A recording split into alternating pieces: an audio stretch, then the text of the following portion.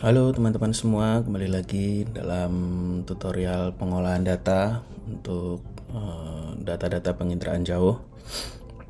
Kali ini kita akan melanjutkan video sebelumnya. Jika video sebelumnya adalah proses untuk pra pengolahan data, nah, untuk kali ini kita akan melakukan studi kasus ya. Jadi untuk studi kasus kali ini yang pertama adalah untuk pemetaan habitat bentik atau habitat dasar perairan di perairan dangkal. Jadi untuk habitat bentik sendiri adalah habitat yang habitat dasar perairan ya, habitat dasar perairan yang umumnya berada di wilayah perairan dangkal. Jadi karena kita di sini menggunakan data-data penginderaan jauh, jadi batasannya jelas. Penginderaan jauh itu tidak bisa untuk merekam sampai perairan dalam. Jadi yang kita lakukan di sini adalah untuk perairan dangkal saja. Nah, berikut ini adalah alur dalam proses pengolahan data ya. Jadi di sini dari mulai download dataset, kemudian melakukan pre-processing data, kemudian melakukan masking, lalu ada proses koreksi kolom air atau nanti kita sebut depth invariant index atau DII. Nah, di sini kita akan menggunakan algoritma Lizenga. Kemudian melakukan klasifikasi, uji akurasi, dan yang terakhir mungkin nanti dilakukan konversi ke vektor atau perhitungan luas.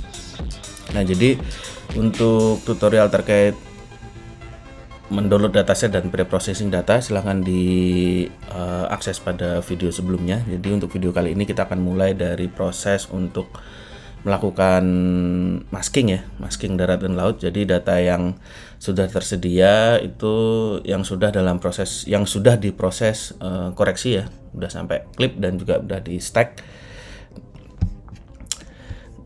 Untuk tools kita tetap menggunakan QuantumGIS ya. Jadi dari awal sampai akhir kita akan menggunakan satu tools yang sama, QuantumGIS. Sebenarnya kalau dalam tutorial, artinya dalam pengolahan data untuk habitat bentik itu sebenarnya tidak harus menggunakan QuantumGIS, atau bahkan untuk koreksi kolom air ini bisa dilakukan secara langsung di Snap ya. Kalau misalnya teman-teman melakukan di QuantumGIS itu prosesnya semi manual, jadi ada sebagian dilakukan di QuantumGIS, nanti ada sebagian yang dilakukan di Excel. Oke, nah mungkin saya sedikit menjelaskan sedikit ya terkait koreksi kolom air. Jadi pada dasarnya koreksi kolom air di sini itu adalah untuk melakukan normalisasi dari kombinasi saluran yang digunakan. Jadi untuk habitat bentik itu saluran yang digunakan adalah red green blue ya. Jadi kalau untuk inframerah sudah tidak bisa menembus air, jadi kita gunakan saluran red green blue. Jadi kita akan melakukan kombinasi antara band merah hijau biru. Nah, kenapa kita melakukan normalisasi tersebut? Jadi pada dasarnya setiap band itu punya kemampuan berbeda dalam menembus air. Nah, jadi dari setiap kemampuan proses penembusan airnya tersebut, nah kita lakukan normalisasi dengan menggunakan logaritma natural. Nah, bagaimana prinsip dan cara kerja dari logaritma natural mungkin teman-teman bisa cari materinya sendiri ya. Oke. Nah, ini adalah tahapan yang akan kita lakukan. Jadi karena kita mulai dalam proses demasking, mungkin saya berikan contohnya ya. Jadi kita udah buka aplikasi QuantumGIS, kita ambil data yang sudah dilakukan proses masking ya. Nah, oke, jadi kita menggunakan data yang sudah posisi stack. Nah, ini prosesnya sampai stack ini seperti apa. Nah, teman-teman nanti bisa cari di tutorial sebelumnya. Oke, proses masking darat dan laut itu secara prinsip adalah jadi karena yang kita gunakan adalah habitat bentik, jadi yang kita butuhkan adalah hanya bagian perairan dangkalnya saja. Jadi wilayah daratnya itu harus dihilangkan, wilayah laut dalamnya harus dihilangkan. Nah, secara teoritis untuk melakukan proses proses masking darat dan laut itu bisa melakukan dua tahap. Jadi bisa menggunakan threshold atau juga langsung dilakukan clip menggunakan polygon. Jadi jika menggunakan threshold, biasanya menggunakan threshold inframerah. Jadi inframerah itu bisa membedakan antara air dan darat. Nah itu kita bisa menggunakan band tersebut jadi threshold angka, dan juga kita bisa menggunakan untuk batas poligon. Nah saya lebih suka menggunakan cara yang kedua, jadi menggunakan batas poligon karena lebih jelas, dan kita juga bisa identifikasi langsung batasan perairan dangkal itu ada di sebelah mana. Nah, bagaimana cara menentukan batas perairan dangkal? Nah, teman-teman sebenarnya bisa menggunakan data yang sudah digunakan ya. Nah, ini kita bisa ubah dalam format true color. Nah, kita bisa proses menjadi true color untuk melihat batasan perairan dangkal itu ada di mana saja. Menggunakan true color, threshold maksimum minimumnya kita rubah supaya gambarnya bisa lebih jelas. Atau biasanya teman-teman bisa juga menggunakan Google Earth yang paling mudah, jadi bisa langsung terlihat. Nah, ini bisa terlihat ya batasan perairan dangkalnya ada di sebelah mana.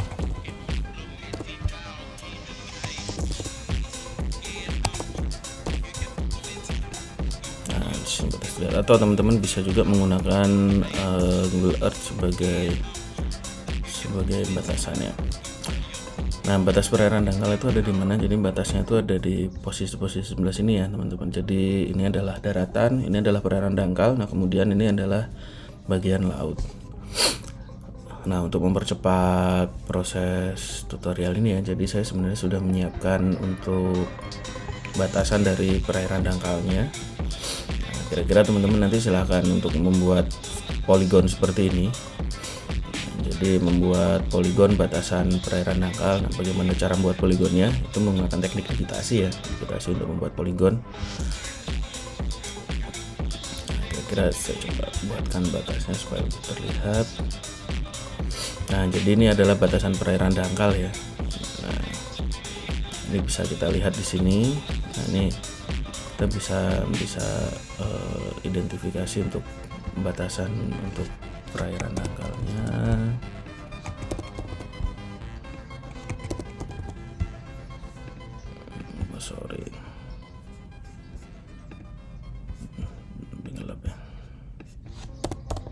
Nah, ini untuk stretch ini sebenarnya bisa juga diatur otomatis, bisa juga diatur manual ya teman-teman.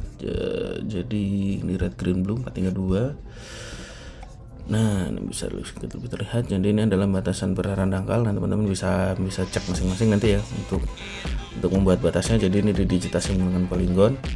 Nah, jadi masking pada intinya adalah menghilangkan wilayah yang berada di darat dan juga di laut dalam untuk perairan dangkal. Kenapa harus dihilangkan? Supaya nanti tidak bias dalam proses klasifikasinya. Nah, tahapan pertama dalam proses masking, ini teman-teman sebenarnya bisa menggunakan clip ya, clip raster bebas. Nah, ini data raster yang kita gunakan tadi, maskingnya kita menggunakan vektor ini. Nah, ini sistem koordinatnya. Nah, ini bisa dicek, teman-teman bisa lakukan checking di sini ya. Nah, ini harus sama koordinatnya ya, 49S karena lokasinya di Madura, kita menggunakan UTM 49S, dan ini juga harus sama. Jika berbeda harus dikonversi dulu. Kemudian outputnya juga sama.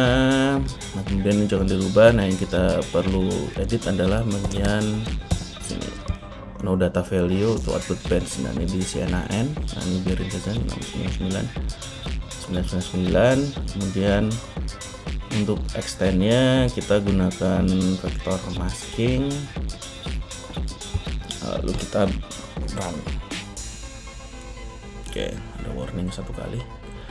Nah, setelah kita run, nanti outputnya itu kurang lebih seperti ini ya teman-teman. Jadi ini adalah hasil masking dari hanya perairan dangkalnya saja. Jadi kalau yang awalnya tadi dia semuanya, nah ini kita ambil perairan dangkalnya saja. Nah, ini bagian luarnya adalah no data ya. Nah, kemudian data ini disimpan dalam bentuk GeoTIFF. Oke, silahkan nanti bisa disimpan formatnya masking. Oke.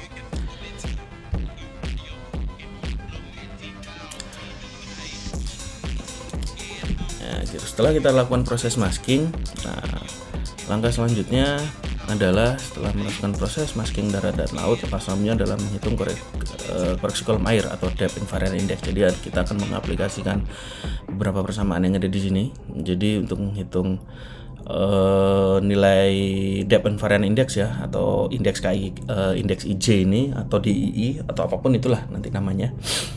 Kemudian kita menghitung KIKJ-nya, menghitung, jadi ini adalah koefisien atenuasinya. Nah, kemudian ini adalah dalam menghitung koefisien atenuasi persamaannya seperti berikut: A plus A kuadrat plus 1 pangkat setengah. Nah, untuk menghitung A dalam menggunakan ini, nah ini nanti kita akan aplikasikan menggunakan Excel ya.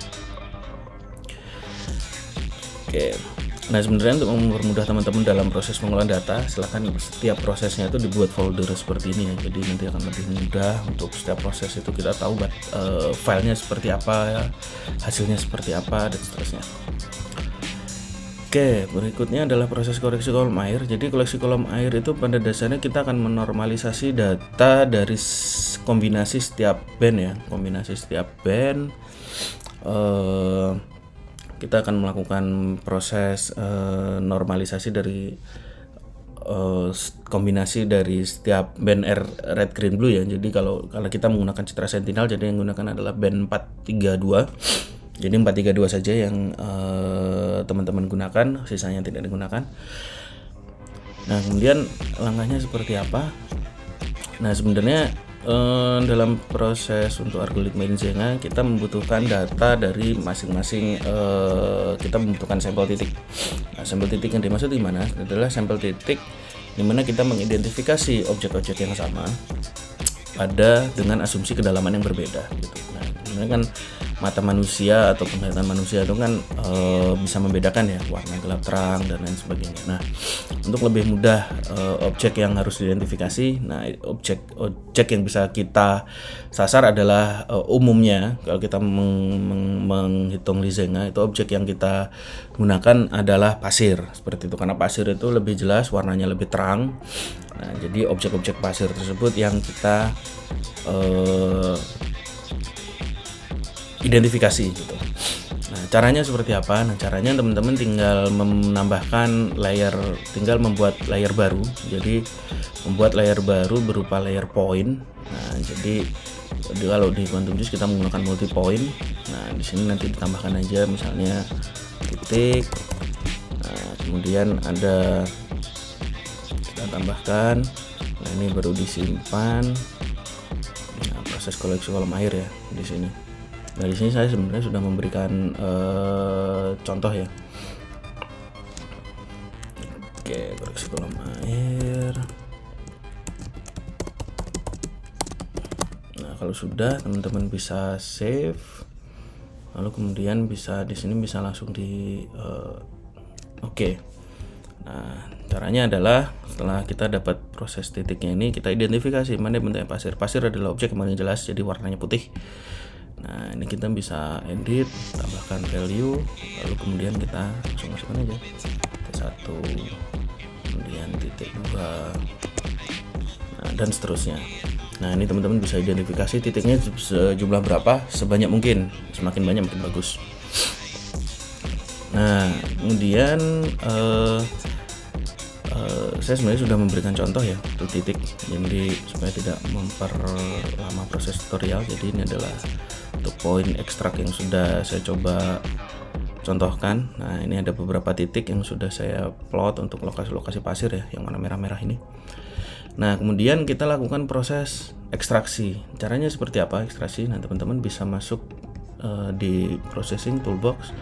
Nah, di sini teman-teman bisa search, ada namanya sample raster value. Nah, teman-teman bisa menggunakan ini. Jadi sample raster itu artinya titik-titik ini akan mengekstrak pixel di bawahnya. Nah, kemudian pixel-pixel itu kan ini file masking ini ya. Jadi dalam file masking kan nanti ada angka-angkanya ya, dan 1, 2, 3 dan seterusnya. Nah, kita menggunakan raster value. Nah, menggunakan raster value, nah ini nilainya yang mana, kita menggunakan yang masking.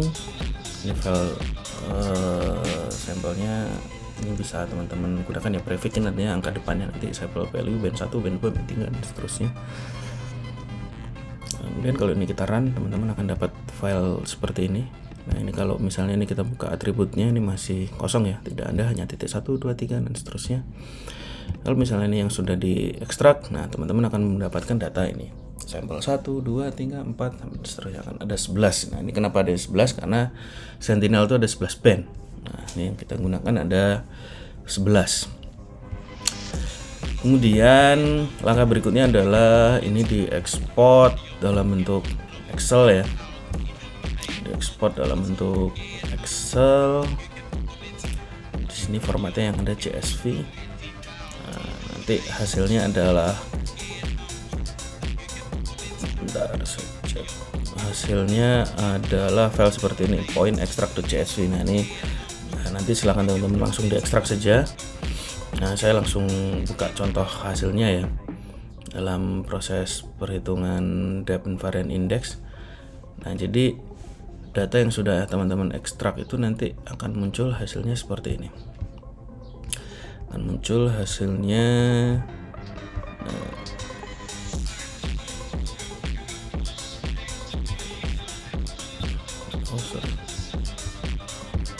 saya ekstrak dari export CSV, saya ekstrak point ekstrak.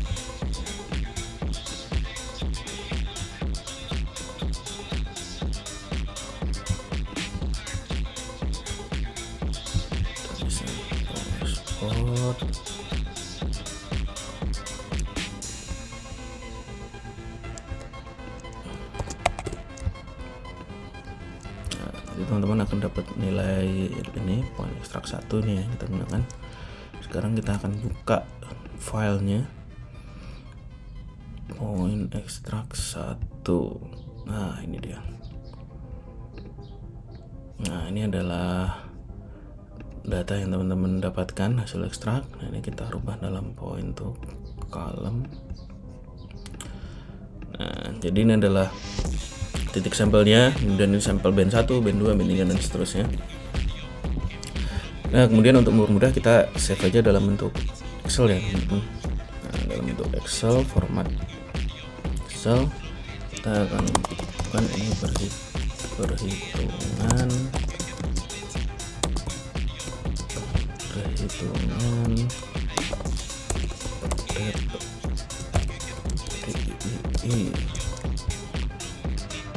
Nah, kita lakukan perhitungan DI. Nah, di sini kita akan menggunakan yang karena kita habitat bentik ya. Habitat bentik itu kan pada dasarnya hanya red green blue saja yang menembus air ya. Jadi kalau radar infrared itu kan tidak menembus air. Jadi kita akan hanya menggunakan kombinasi band 2, 3, 4. Nah, nilainya teman-teman hapus saja untuk yang tidak diperlukan. Nah, hanya 2, 3, 4 ini bisa dihapus. Nah, kita menggunakan satu kolom biru, jadi ini band B2 ya, biru, hijau, tiga. Nah, ini sebenarnya teman-teman rename juga nggak apa-apa, tidak rename nggak apa-apa, saya hanya mau permudah saja sebenarnya di sini. Merah B4. Nah, kemudian kita balik lagi ke sini ya. Jadi apa saja yang dihitung? Nah, yang tahap pertama yang dihitung adalah nilai A-nya ini, teman-teman. Jadi nilai A ini adalah perhitungan dari varians band I dan varians band J. Nah, nanti kita akan melakukan kombinasi ya, kombinasi. Jadi nanti teman-teman akan mendapatkan nilai KIKJ-nya nih ya, KIKJ atau kombinasi band ini. Nah, ini KIKJ atau nanti saya tulis K saja gitu. Jadi nanti akan kombinasi band 2 dan 3. Jadi nanti kita akan menghitung K23, kemudian K24, kemudian K34. Nah, sebelum masuk ke sini, jadi yang kita perlukan di sini adalah proses perhitungan untuk nilai A-nya, kemudian nilai A digunakan untuk menghitung K ya. Nah, ini apa? Nah, ini adalah varian band I dan varian band J. Jadi kalau 34 berarti I-nya band 2, band 3. Kalau 23 berarti band 2, band 3. Kalau 24 berarti band 2, band 4 dan seterusnya. Ini varian ini COV ini covarian maksudnya. Nah, kita akan coba permudah seperti ini ya. Nah, yang pertama kita akan menghitung nilai A. Jadi A nya dihitung juga semuanya. Jadi A23, A24, A34. Nah, untuk menghitung A di sini kita membutuhkan nilai variansnya dulu. Kita membutuhkan nilai varians. Nah, intinya kita akan membutuhkan nilai varians. Nah, sebenarnya teman-teman kalau misalnya Sentinel seperti ini, idealnya harusnya datanya itu harus dibagi 10.000. Kenapa ini tidak dibagi harus dibagi 10.000 terlebih dahulu? Jadi karena reflektansi asli dari Sentinel itu adalah nilai antara nilai 0 sampai 1. Kenapa dibuat seperti ini? Sebenarnya untuk mempermudah penyimpanan dalam file rasternya ya Sentinel supaya tidak besar. Nah, ini saya ubah dulu menjadi menjadi reflektansi 0, jadi ini bagian 10.000.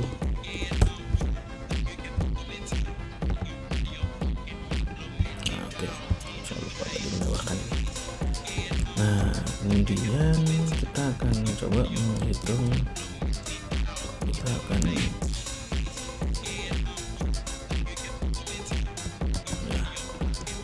coba menghitung nilai varians ya.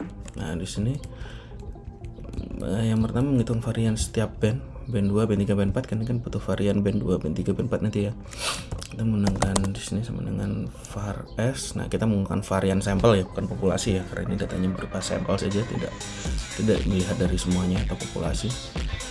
Var s, kemudian kita akan ke bawah.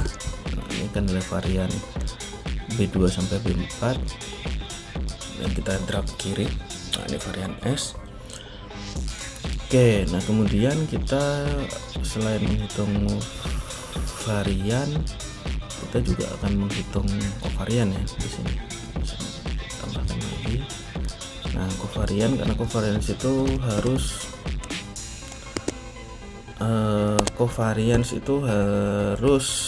berpasangan gitu. Jadi ini di kovarian IJ ya, jadi harus berpasangan. Jadi kita hitung cov 23, cov 24, cov 34. Nah, bagaimana cara menghitung covarians I dan J? Nah, ini kita sama dengan covarians sampel. Nah, 23 berarti kita antara 2 dan 3.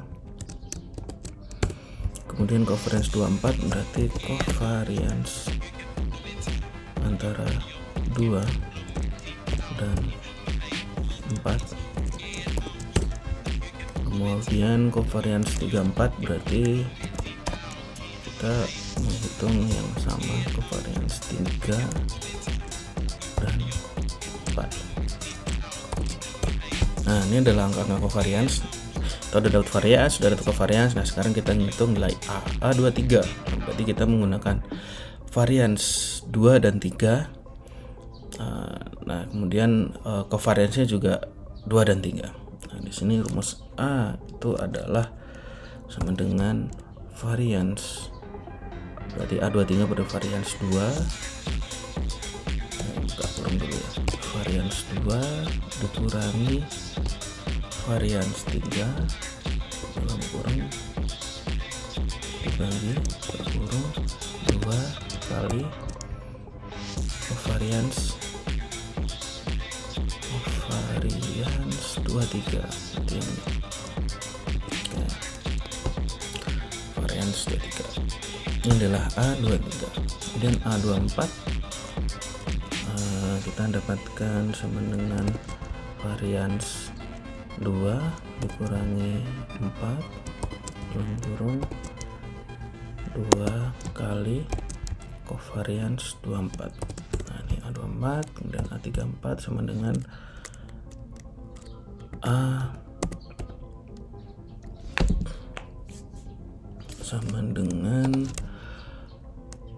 varians 2,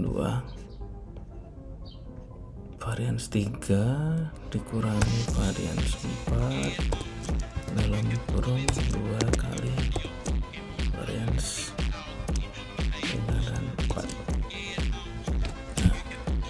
kita akan dapat angka-angka seperti ini. Nah, ini angkanya kan kita udah dapat. Nah, kemudian kita akan hitung nilai K-nya. Nah, kita hitung nilai K itu sama dengan A ditambah dalam kurung A pangkat 2 ditambah 1 dalam kurung pangkat 0,5 ya, 0,5 kira begini ya. Nah, ini dapat nilai K-nya. Ini karena A-nya sama kan urutannya, ini kita tinggal drag. Nah, nilai-nilai ini nanti yang akan kita gunakan dalam menghitung nilai indeks IJ ini ya, atau DII ini ya, atau Depth Invariant Index. Nah, kemudian cara menghitung Depth Invariant Index berikutnya gimana? Jadi langkah berikutnya adalah setelah kita mengekstrak objek, menghitung nilai KIKJ, nah kemudian adalah menghitung persamaan DI menggunakan raster kalkulator setiap kombinasi band ya. Nah, kemudian kita akan masuk, mana nih stepnya udah selesai ya, kita akan remove lalu supaya lebih rapi ya. Berikutnya adalah kita akan menghitung band menggunakan raster kalkulator. Nah, di sini persamaannya yang kita gunakan adalah ini ya, masih tetap ya. Jadi len BI dikurangi KIKJ ini mesti nanti K2, K3 dan seterusnya. Kemudian kita len band kedua. Jadi kalau misalnya ini kita menggunakan DI23 gitu ya, berarti ini band 2, ini band 3. Dan ini K23 digunakan. Nah, kita lakukan ketiga kombinasi. Jadi kita bisa menggunakan raster kalkulator. Nah, ini maksudnya ini band 1, 2, 3, 4 dan seterusnya. Jadi kita hanya gunakan 2, 3, 4 saja ya. Jadi yang pertama kita akan melakukan kombinasi antara 2, 3. Nah, di sini ya. Band 2, band 3. Kita akan lakukan kombinasi 2, 3. Nah, bisa copy dulu ya. Lakukan kombinasi 2 dan 3.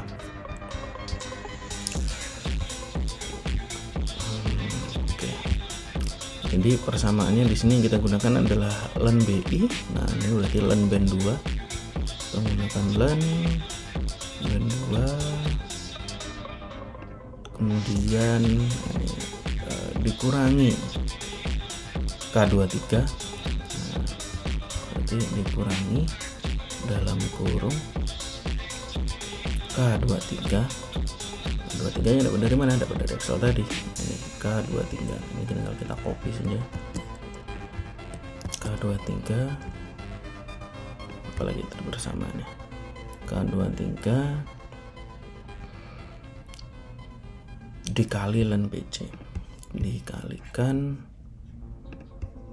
len yang 3. Nah, ini dia. Kalau kombinasi 2 dan 3. Ini tabel 1. Nah, kemudian ini kita simpan. Nah, koreksi kolam air. Nah, ini kita simpan dalam bentuk DII23. Nah, simpan di sini karena ini filenya sudah ada. Kita replace DII23.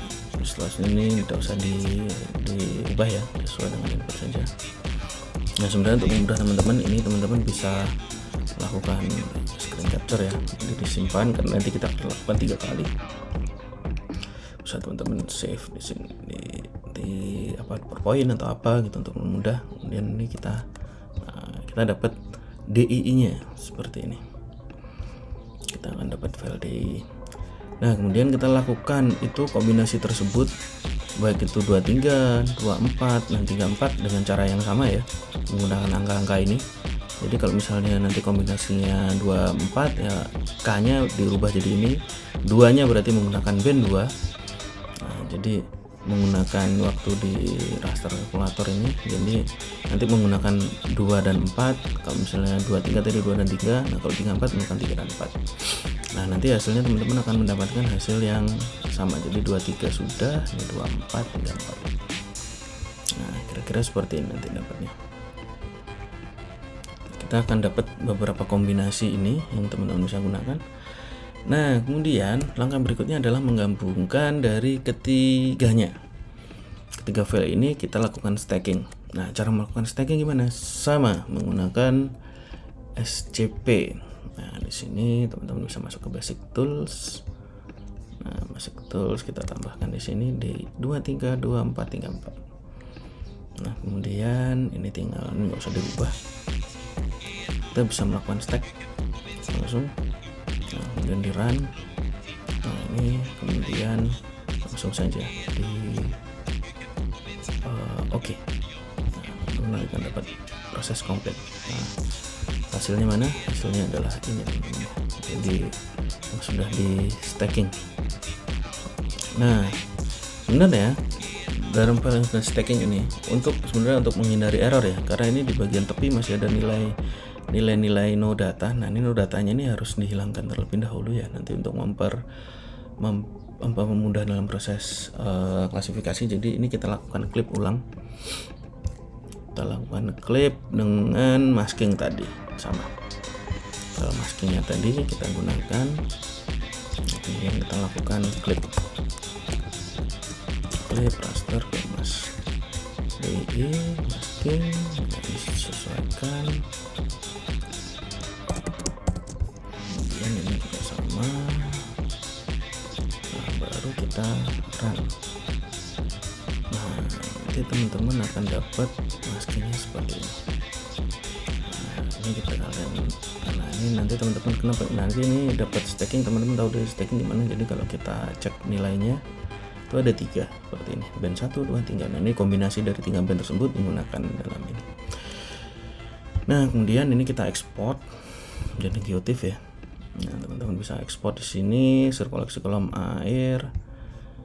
Nah, ini teman-teman bisa, nah saya di sini namanya DI complete ya. Jadi kita sudah komplit melakukan proses depth invariant index. Nah, kemudian kita ekspor. Nah, ini filenya yang utuh. Nah, kira-kira seperti ini. Nah, ini adalah hasil dari koreksi kolom air ya. Itu sebenarnya secara visual ini kelihatan lebih jelas jadi objeknya. Jadi ini dengan asumsi nilai pantulannya itu sudah dikoreksi semua. Oke, kita sudah melakukan koreksi kolom air. Langkah berikutnya adalah sudah digabung. Kemudian langkah berikutnya adalah melakukan superclass classification analysis. Lakukan supervised classification analysis.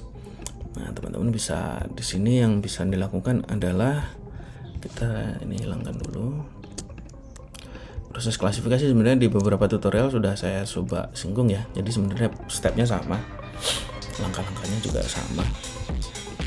Nah, jadi kita melakukan di sini teman-teman bisa menggunakan SCP, menggunakan band processing ini ya, classification, atau kalau saya menggunakan machine learning saya lebih suka karena menggunakan plugin namanya ini ZCK. Nah, jadi menggunakan plugin. Nah, di sini untuk dalam proses klasifikasi kita perlu yang namanya data point ya, data training ya teman-teman ya. Jadi data training nanti teman-teman dapatkan bisa dari hasil survei, bisa dari interpretasi visual dan lain sebagainya dalam bentuk poin. Nah, apabila teman-teman melakukan hasil survei, nah nanti teman-teman akan mendapatkan data point. Nah, data point tersebut yang digunakan untuk dalam proses klasifikasi.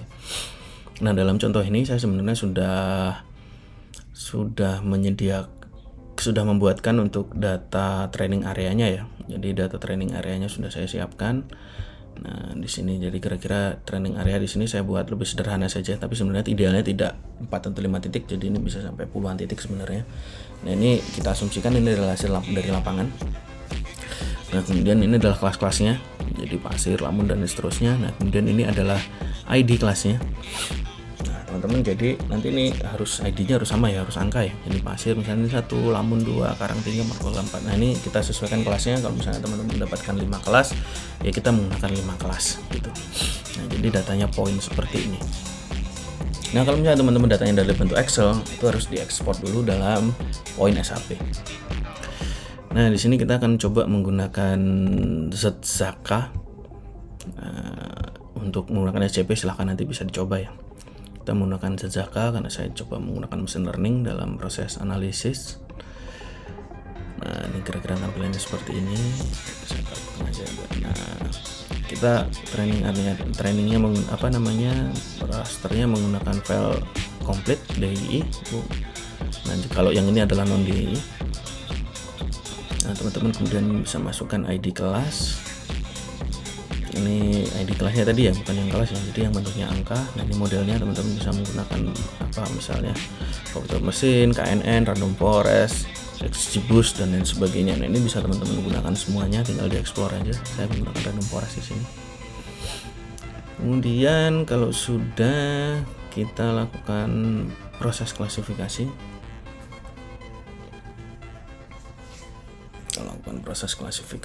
random forest. Oke, nah kira-kira hasilnya seperti ini teman-teman. Nah, kita mendapatkan hasil analisisnya ini. Nah, ini hasil analisis menggunakan depth invariant index tadi. Karena ini kita rubah warnanya supaya ini 1, 2, 3, 4 awalnya kita hilangkan. Ini kita rubah. Nah, ini kira-kira seperti ini. Tadi kita satu tadi pasir, kemudian 2 tadi apa, 3 apa, dan seterusnya. Nah, kita kalau dalam proses penelitian teman-teman bisa membandingkan tuh antara hasil DI dengan non DI. Caranya sama, masukin di Jajaka tadi. Nah, ini kita pilih yang masih masking, bukan DI. Nah, ini trainingnya sama. Kemudian kita lakukan klasifikasi. Nah, ini file yang masking. Kalau tadi kan kita pakai DI ya, kita pakai yang masking. Apakah hasilnya akan berbeda? Nah, kita lihat saja.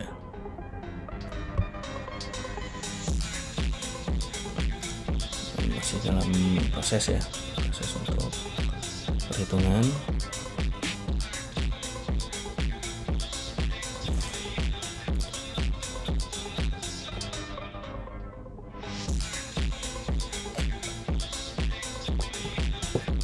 Nah, ini dia.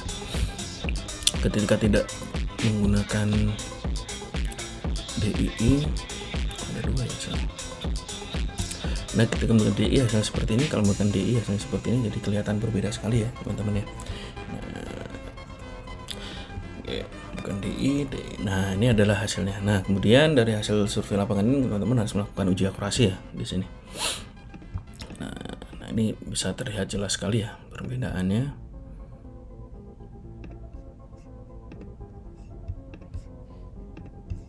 Kita coba pakai warna yang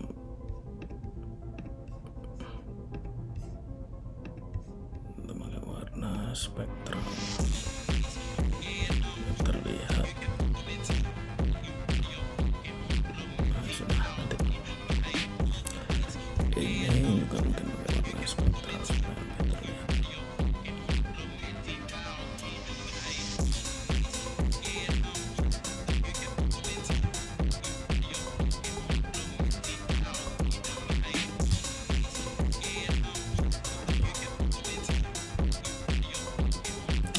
Bisa lihat bedanya tuh. Nah, di sini sangat beda sekali ya antara sudah dikoreksi kolam air dan tidak dikoreksi kolam air.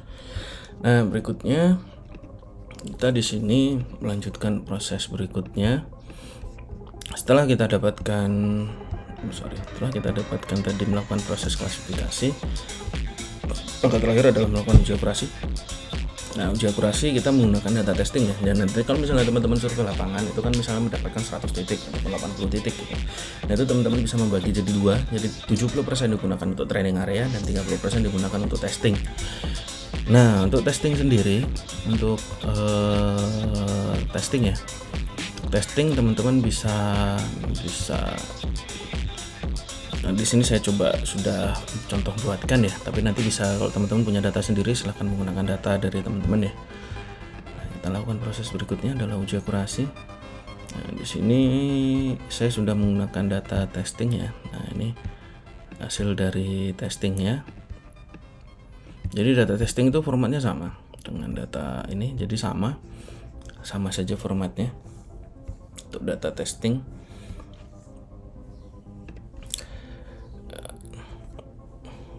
Nah, kemudian dalam proses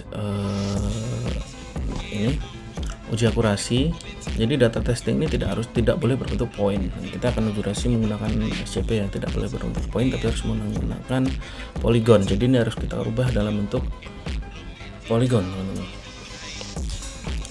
Jadi dalam bentuk polygon di sini kenapa pakai UTM? Jadi biar satuannya meter ya. Kita di sini bisa melakukan teknik buffering atau buffer. Nah ini segmennya berapa? Karena resolusinya 10, kita menggunakan segmen 10 meter. Sebenarnya tidak harus menggunakan buffer ya, teman-teman bisa menggunakan point grid dan lain sebagainya, itu sama saja. Nah itu bisa juga digunakan untuk ini ya. Dan di sini menggunakan buffer untuk bisa dapat polygon. Lalu kemudian kita run. Oke, dapat nilai buffer ini ya. Nah ini. Nah kemudian sebenarnya dalam proses testing jangan lupa untuk ID-nya ini tidak boleh berupa teks formatnya. Jadi formatnya harus number. Nah ini kemarin sebenarnya masih lupa dalam bentuk teks. Nah ini kita buat atribut baru.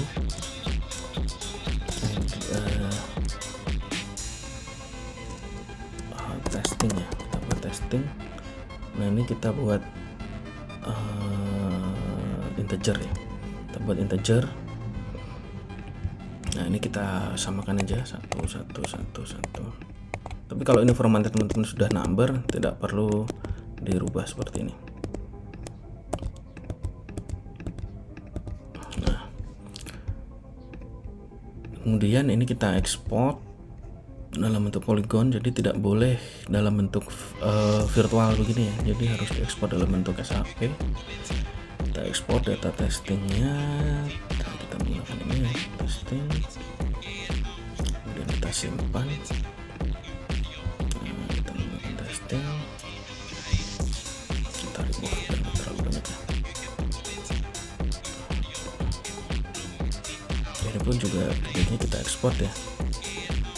Ini kita ekspor hasil supervise-nya, hasil supervise, klasifikasi RF, DII.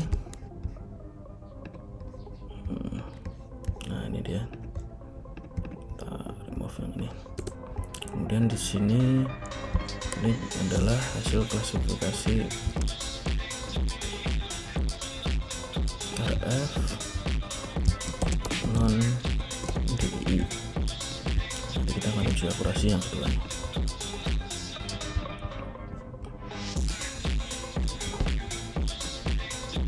Oke, nah berikutnya kita lakukan, karena ini sudah kita lakukan uji akurasi. Ini kita close dulu supaya lebih clear ya. Nah, kita lakukan uji akurasi menggunakan SCP. Ada di sini ada tools di post processing, ada akurasi. Nah ini select band. Nah ini teman-teman bisa menggunakan yang misalnya yang DI dulu ya. Dan kita, nah di sini kita menggunakan testing, ID-nya menggunakan testing ini ya. Nah, kemudian kita run, masukkan di uji akurasi. Nah ini akurasi DII misalnya.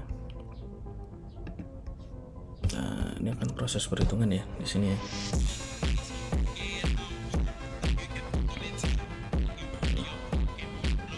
Oke, teman-teman nanti akan dapat reportnya seperti ini ya, akurasi DI. Nah di sini data akurasinya 28%. Nah sebenarnya teman-teman mendapatkan akurasi rendah seperti ini itu harus diulang ya prosesnya, proses klasifikasinya, tone modelnya dan lain sebagainya. Jadi kendalanya dalam proses klasifikasi itu di sini sebenarnya. Jadi akurasinya tuh bisa mungkin ditingkatkan sampai di atas 50% minimal, begitu. Nah di sini akurasinya hanya 28%. Untuk DII ya. Nah, untuk hasilnya teman-teman sebenarnya bisa cek di sini ya, hasil akurasi. Nah ini akurasi DII ya. Nah, ini ada reportnya di sini 28%. Kemudian kita coba akurasi non DII. Akurasi non DII. Masuk ke input lagi, kita non DII, tesnya sama.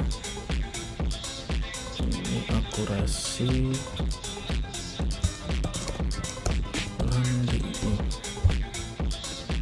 proses perhitungannya.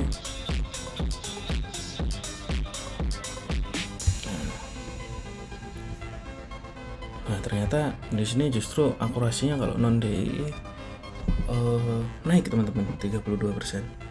Oke, nah di sini kenapa bisa naik gitu? Nah di sini berarti ada, jadi dalam proses akurasi itu ada beberapa asumsi dalam ini ya. Jadi idealnya sebenarnya dalam kondisi ideal itu DI itu memiliki nilai akurasi yang jauh lebih tinggi daripada non DI gitu. Nah, kenapa bisa seperti ini? Nah, ini kemudian kemungkinan karena training inputnya masih keliru. Jadi di sini training input yang tadi saya gunakan di sini adalah training input yang masih coba-coba ya. Nah, ini masih testing. Nah, seharusnya teman-teman idealnya menggunakan data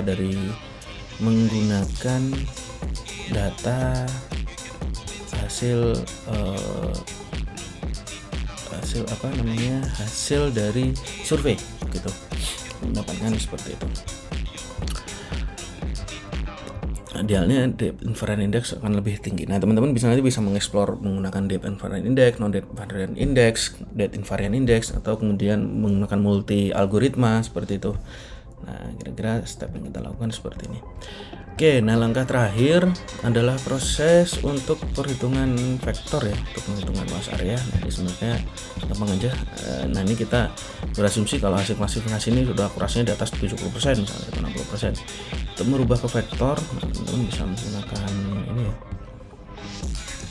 Menggunakan raster to vektor. Raster to vektor, kita menggunakan ini di export. Oke, nah kemudian teman-teman dapat file ini. Nah, ini kan ada 2, 3 dan ini disesuaikan aja kelasnya. Nah, untuk mempermudah biasanya saya akan melakukan proses dissolve. Command DN-nya. Nah, ini sudah dapat dissolve-nya. Nah, ini kita akan dapat tuh 1, 2, 3, 4. Nah, ini kan yang 0 ini kan tadi kan yang non data ya. Kita bisa delete saja. Nah, kemudian kita bisa menghitung luas dari sini. Tambahkan atribut real area. Terusnya area per 10.000. Jadi area di sini satuannya masih meter persegi ya, kita rubah ke hektar. Akan dapat seperti ini. Jadi kelas 1 luasnya sekian hektar, kelas 2 luasnya sekian hektar, kelas 3 luasnya sekian hektar, dan seterusnya. Nah, ini kalau misalnya digunakan untuk data multi tahun bisa kelihatan perubahannya per hektarnya itu per tahunnya itu berubah berapa hektar. Ini sama untuk kasus tetepan lahan juga sama. Oke, setelah itu kita bisa lakukan proses layout dan seterusnya, lalu proses penyajian data untuk petanya. Oke, mungkin untuk tutorial pemetaan habitat bentik cukup sampai di sini. Jika ada pertanyaan silahkan tulis di kolom komentar. Terima kasih. Assalamualaikum warahmatullahi wabarakatuh.